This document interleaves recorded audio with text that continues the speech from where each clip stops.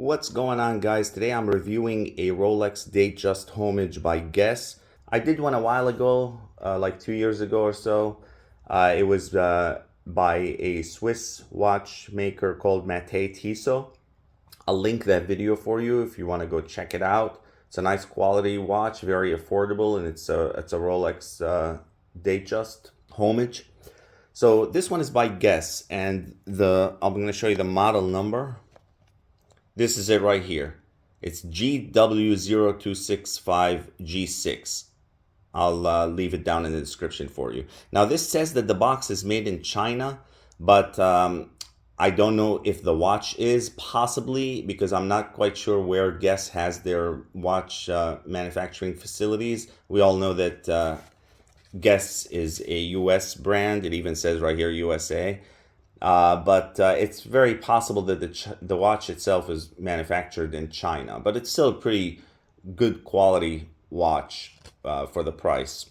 So this is not going to be an unpacking video per se. It's more of a review video. I've already unpacked and resized the watch. I got it yesterday, but I thought, since everything is just fresh, I'll show you how it comes, the packaging. So this is the box. Okay, and this is the watch. It has this Guess tag, and it comes on this pillow just like that.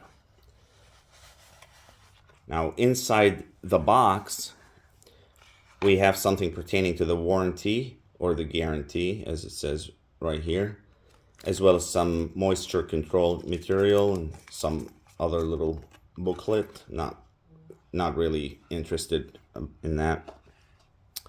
Okay, so the watch itself.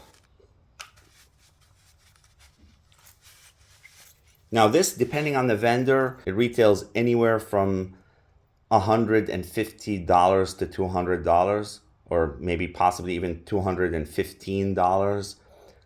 It was listed where I got it as like $209, but I got it for like $88 because it had I'll show you, it had this this scratch that you can hardly see, especially when you're wearing the watch. I'll see if I can show it on camera.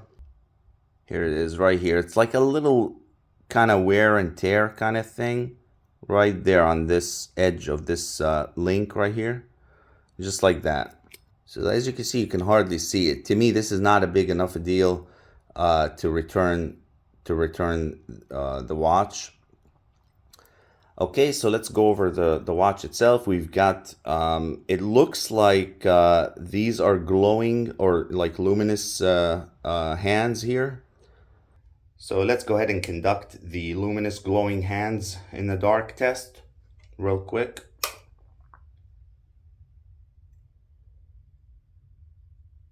So as you can see, it does work. They do glow in the dark.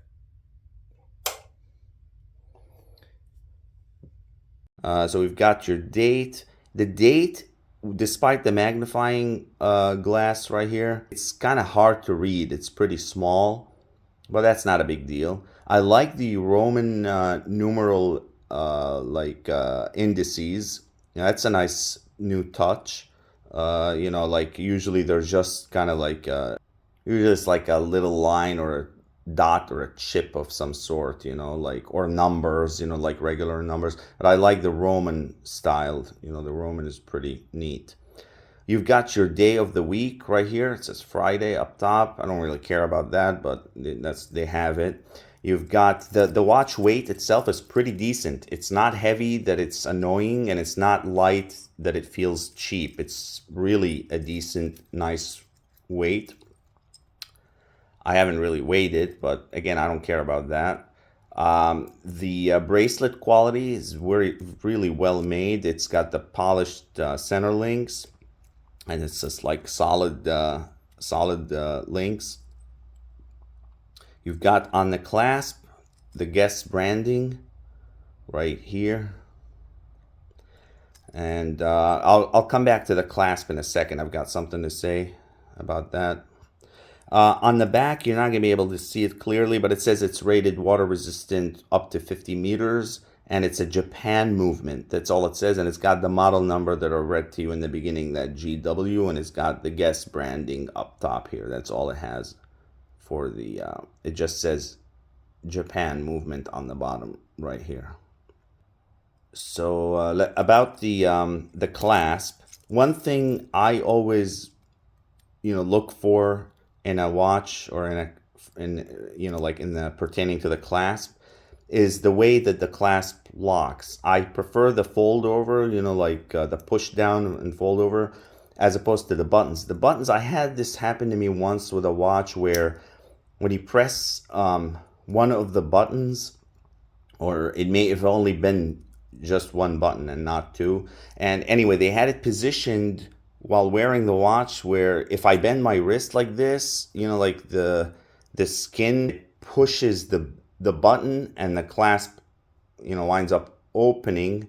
It unlocks, and the watch will like drop into, if I'm lucky, it gets caught on my hand. Sometimes it will fall to the floor. So that was kind of really like disappointing and annoying. But with this one, I'll show you. So if I press just one button, I can't unlock the mechanism. The lock mechanism does not release. If I press this one alone, same, nothing. You got to press both. See, in order to do it again. So we press just one. You try to push it up, doesn't unlock. Press just this one. Try to push it up. 1 second, let me focus. Press this one, try to push it up, nothing. Now notice I press both of them at the same time, it unlocks, it releases. So that's really neat. I don't have to worry about this watch accidentally, the clasp opening and the watch falling off my wrist. Okay, so that's pretty cool. I'm happy and satisfied with that. The crown doesn't have any branding on it. With the Mathey-Tissot watch, they had their logo on that. I think I've got the watch actually right here. Like I said, I'll link that video for you. So this is the watch. So you can see it's about the same size. And here, in this case, they had their logo right here on the crown. Hopefully you can see that, which is this logo right here on the seconds hand. So to try the watch on, and we also have this stainless steel brand just engraved right there.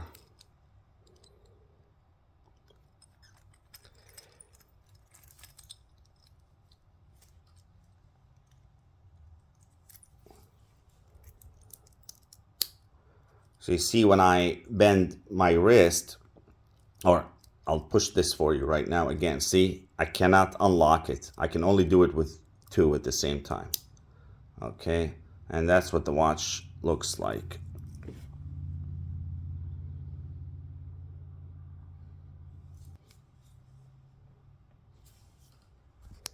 It's got a nice blingy style and shine to it. It looks like a nice, expensive platinum type, like watch, which is like really cool. No matter what kind of light conditions you've got and how you turn your wrist, it looks like you're wearing a nice blingy watch.